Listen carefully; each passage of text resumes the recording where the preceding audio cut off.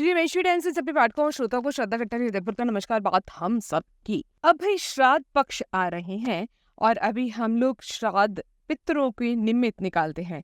अब इसकी कहानी क्या है? आजकल जो भी बच्चे हैं या हमारी पीढ़ी है वो ये जानना चाहती है कि ये क्यों निकाला जाता है।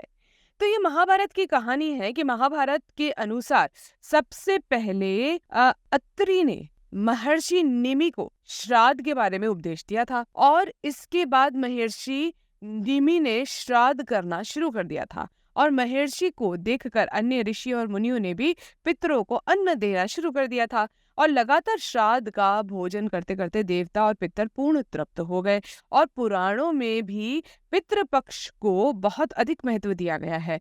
सारी पौराणिक कथाएं और लोक कथाओं में इसी चीज का वर्णन है, लेकिन बहुत कम लोगों को ये पता होता है कि महाभारत में श्राद्ध क्यों किया गया था। बता दें कि पितृपक्ष में श्राद्ध की शुरुआत महाभारत काल से चली आ रही है।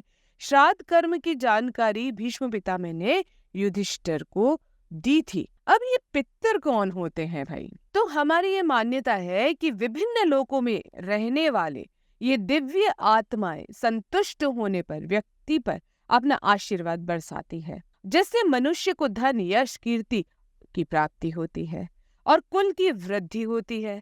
और इस तरह से देखे तो पितृपक्ष में किया जाने वाला श्राद्ध पूर्वजों के प्रति अपनी श्रद्धा और कृतज्ञता को व्यक्त करने के माध्यम है, जिससे प्रसन्न होकर पितृ हमें सुख समृद्धि प्रदान करते हैं। अब ये शुरू कब हुआ भाई? पितरों के लिए किए जाने वाले श्राद्ध के बारे में ये माना जाता है कि इसकी शुरुआत महाभारत काल से हुई थी और मान्यता है कि जब मृत्यु के बाद सूर्य पुत्र कर्ण की आत्मा स्वर्ग में पहुंची तो उन्हें वहां पर खाने के लिए भोजन के बजाय ढेर सारा स्वर्ण दे दिया गया। तब उन्होंने इंद्र देवता से कहा कि इसका कारण पूछा तो कर्ण को बताया कि पृथ्वी पर रहते हुए उन्होंने कभी भी अपने पितरों के निमित्त कभी भी भोजन दान या तर्पण आदि नहीं किया। तब कर्ण ने जवाब दिया कि उन्हें अपने पूर्वजों के बारे में कुछ ज्ञात ही नहीं था, इसलिए अनजाने में उनसे ये भूल हुई। तब उन्हें अपनी भूलों को सुधारने के लिए पृथ्वी पर 16 दिन के लिए भेजा गया, जिसके बाद उन्होंने अपने पितरों के मोक्ष के लिए विधि विधान से श्राद्ध किया।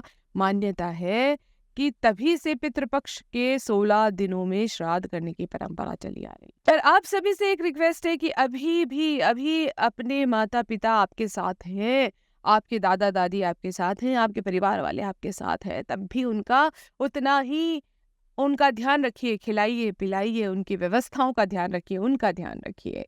और आप सभी अपने पितरों के आशीर्वाद लीजिए और ये 16 दिन अपने अच्छे दान पुण्य और अच्छे से बिताइए। जय श्री कृष्णा, जय महेश।